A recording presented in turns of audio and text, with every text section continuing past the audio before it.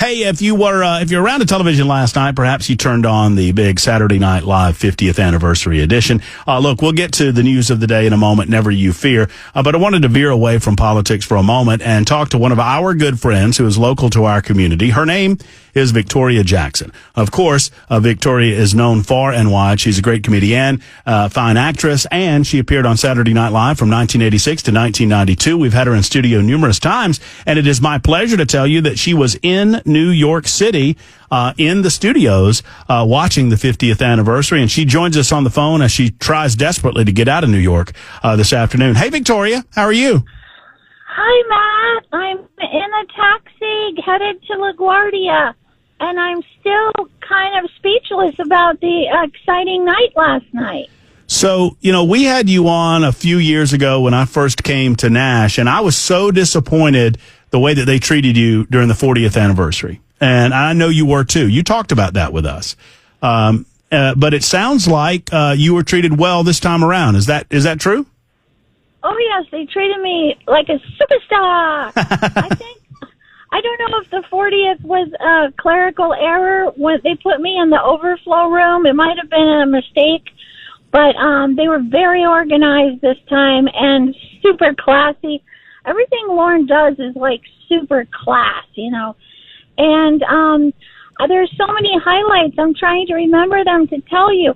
First of all, only in America can a little girl who has no TV, who's laying in her grandma's living room, eating stale cookies, watching Sonny and Cher at the age of 10, grow up to be on a show where Cher is sitting in the audience of my show.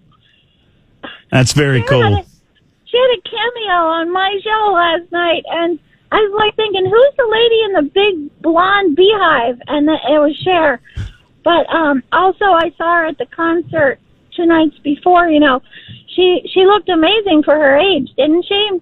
Oh, no, she looked not nearly as good as you looked, Victoria, but she looked okay. Well, thank you. I mean, you didn't see me in a see-through fishnet bodysuit, but, you could just imagine. I saw, I saw that move you pulled on Instagram, though. That was pretty good. What move? Well, you were on Instagram and you were, I don't know if that was a faux fur or what, but you pulled down that faux fur. Where was that at? Oh, that was in Virginia. Oh, okay. About a couple days before. I wore the same dress. It was a premiere of a little movie I was in, and I saw this black guy stand there and go, "Hey, will you do me a favor?" And he knew exactly what I was thinking. And he just happened to be an actor, and we just reenacted that. We didn't even discuss it. It was so much fun. That's so good. His name is Gregory. It's on my Instagram. Yeah, my Instagram is Victoria Jackson Official, and I want everyone to see this little video I made in Central Park while it was snowing yesterday.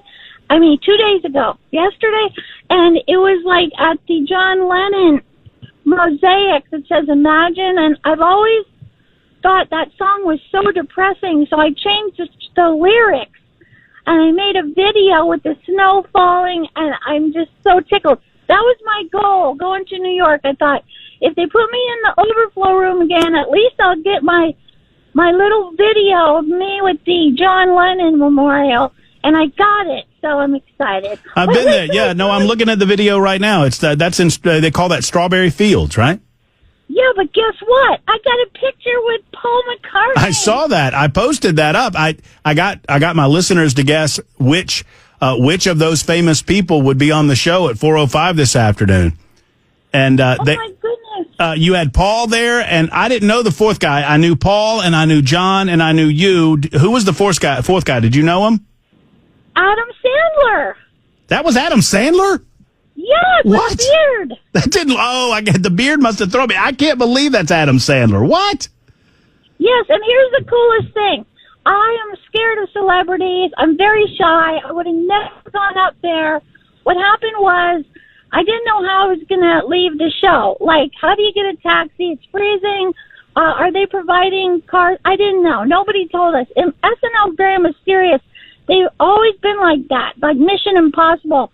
They don't tell you if you have a line like till 5 minutes before. So anyway, I'm I see Lovitz, and he's my friend. So I go, hey, John, how are you getting to the party at the plaza? And he goes, my car. I go, could I go with you? He goes, sure. The trouble is, John Lovitz is the biggest schmoozer of the world. He loves schmoozing. He goes up to every celebrity and gets their phone number. So, like, I was just tagging along with him, and he goes up to Robert De Niro, and I met Robert De Niro, and he looked at me kind of mean. I don't know if he knows where I stand politically, but he looked kind of mean. Well, Victoria, he looked at everybody kind of mean. You know what I mean? Yeah. Yeah. Yeah, he does. Yeah. And then he was there with his new baby mama, and she showed John pictures of their baby. Uh-huh. And John, like, is friends with all the big shots. So I'm just following him around so I can have a ride to the party. And I was staying at the plaza so I could just go to sleep, there. But anyway, and I wasn't allowed a +1 because it was so crowded. So my husband was at the plaza waiting for me. So anyway, Lovitz goes up to McCartney like they're good old pals. And I'm standing there going, I can't believe I'm 1 inch away from a Beatle. And then they start to take a selfie, and I go, can I get in it? And then McCartney put his arm around me. Nice. And now I'm looking at it now. Now I see the Sandler. I see that. I just don't expect Adam to look so old. I mean, no offense. I'm old too, but Okay. I can see it now. It's Sandler, Paul McCartnney, John Lovitz, and Victoria Jackson, icons of America and the UK, standing there all in a line. So a lot of people are talking about how it was a nostalgic show. It was, they stayed mostly away from politics. I mean, they had the one moment with Tom Hanks in the MAGA hat, whatever. But for the most part, did you enjoy yourself? Was it a good time? There was so much love in the room, and Adam Sandler's song. Oh, it was good. So it was so beautiful because it was all the things that everyone in the room was feeling. We were always afraid of getting fired. We were always afraid of Lauren. We were always thinking we didn't have enough lines. He wrapped them all up in that song, and he mentioned me. I was a little sad because when they showed the physical section, they left me out, and I was like, I was the most physical performer there. I did 5 handstands on the update desk, a tap dance. I flew through a window, and they didn't show any of my physical stuff. And I was thinking, well, that was kind of a slap in the face. And then Sandler sang and mentioned my name, and they showed me on the update desk, and I felt like I got a little kiss from. So I went up to when I was taking that picture. I said, Adam, thank you for putting me in your song. And then the other highlight is I got to meet Jesus from The Chosen. Oh, Caviezel? What's his James? No. That's the different Jesus. Never mind. Yeah, Jonathan Remy. Yes, that Jesus. Yes. Okay, so he was standing at the party before the show, and I thought, how do we know that guy? I have a deep emotional relationship with that fan. Know how I know him. So I asked Joe Piscopo's daughter, do you know him? She goes, no, go ask him. So I said, excuse me, who are you? And he said, oh, I'm on a show called The Chosen. And I go, you're Jesus! You're Jesus! I love that show. And so I hung out with him a while, and we went and met Jim Gaffigan. And Hey, Victoria, but I don't mean to interrupt you, but you know the best part of the Chosen?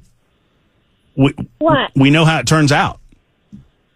Yeah. You know what I'm saying? Yay, Jesus! Yay, Jesus. That's right. Exactly. It turns out well. Anyway, I didn't mean to. So who was your favorite person? I mean, look, you are my favorite person that I've met in Nashville so far, right? I mean, Dolly Parton is above you. So I'm curious, who was your favorite person that you saw? Because it was like a who's who of American entertainment in that room last night. Thank you so much.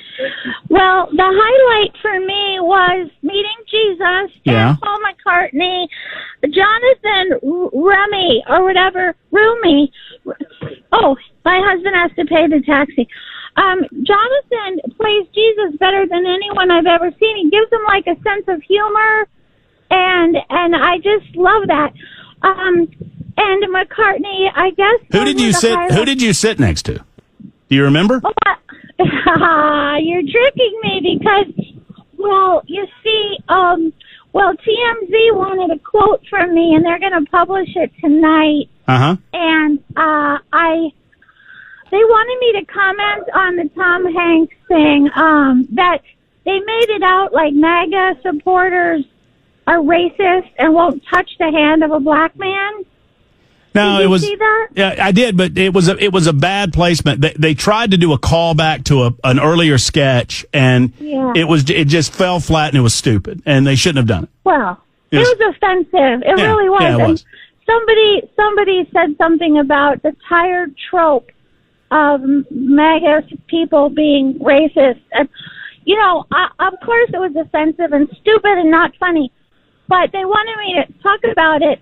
And I was kind of talking about the fact that there was also sexual vulgarity. Oh, you know what? I'm not allowed. They told me I'm not allowed to give the same quote to other publications. So. Well, I'm not a public. Victoria, this is just me and you talking. We're just this is just us talking. I'm not a publication. You're okay. Oh, okay. Tell everyone if they want to know my opinion of Trumpers being dissed, because I'm a big Trumper. I love Trump. Then they can watch TMZ at post at midnight. Were there other? Do you feel like there were other Trumpers in the room? You know, quiet Trumpers. Yes, I saw Rob Schneider. I have a feeling Adam Sandler is a closet Trumper. Yeah. Who else? I think I think Kevin Costner is deep down. He's a Trumper. I think he is. I think. Yeah. What do you think? Am I wrong? You think I'm wrong? Kevin Costner? No. I think you're right. Okay, man. You know, I think there's a lot of people that believe it. Yeah.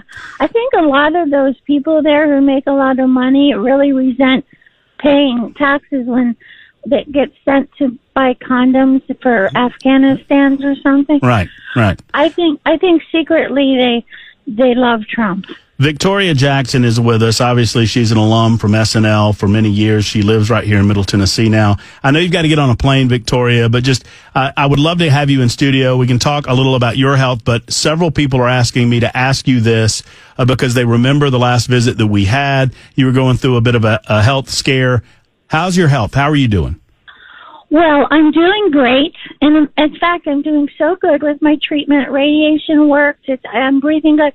My pill, Ibrance, is working good. I'm doing so great that I tried to do a handstand in my hotel room because I was so excited, and I actually fell on my head. Uh-oh. And I heard, I'm 65, and I heard a crunch in my spine.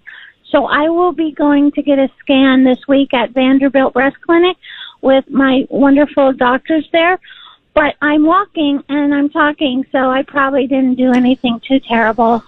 No, that's good news. That's good news. And we look forward to the next good update, Victoria. You know we love you on the Matt Murphy Show. We love you in Middle Tennessee. America loves you. One quick question: was your boy Dennis there? I didn't see Dennis Miller there. What did he not make the trip? I did not see Dennis Miller or Dana Carvey. Yeah, I didn't see Dana either. And I thought I would have seen Dana. He's been on the show fairly recently, right? So I thought he would have been a part of it, but no Dana either. That's odd.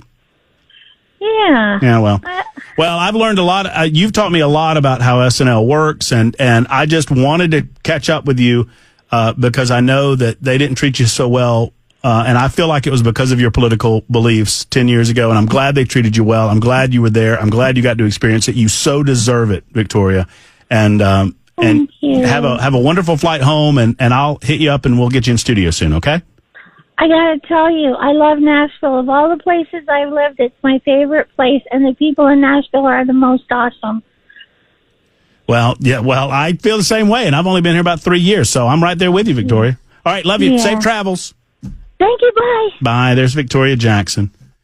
I mean, if you know, you know. Yeah, she was with Jan Hooks and Nora Dunn. Oh, yeah. Arguably three of the funniest women that were ever part of SNL. I mean, it was Dennis Miller and Kevin Nealon and Victoria, Nora Dunn, Jan Hooks. This was Phil Hartman, too. Phil Hartman, Dana Carvey. Yeah. Just a resurgence. You know, Saturday night, anything that happens for 50 years, you go through lulls and valleys and highs and lows. Sure. And they had gone through a little bit of a low in the mid to late 1980s. And then the resurgence happened when the new cast came in 86 with Carvey. And I don't know if Phil Hartman was already there, but he got on board. And man, that was right when I was 13 years old. That was right when I started watching SNL religiously. And so I fanboy over Victoria Jackson because that was my childhood, man. Yeah. I mean, absolutely. When she would do she did an American, you remember the handstand she did and her skirt came down and she had the American flag underwear on? And she's now a big Trump supporter. She's unabashedly a Trump supporter. And she felt like because she was a Republican conservative, she got a little jilted in the 40th anniversary special. She got put in a side room, and I was just happy that she got in the main room and they treated her well last night.